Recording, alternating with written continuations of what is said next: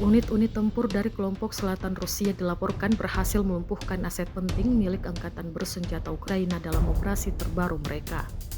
Dalam rekaman yang diunggah di Telegram Selasa 2 September 2025, terlihat sebuah platform robotik serta pusat kendali drone Ukraina menjadi sasaran serangan presisi drone peledak Rusia.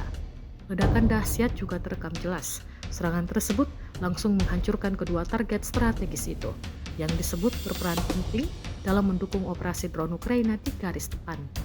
Keberhasilan ini dianggap sebagai pukulan signifikan bagi kemampuan pengintaian dan serangan jarak jauh pasukan Ukraina di sektor pertempuran arah selatan.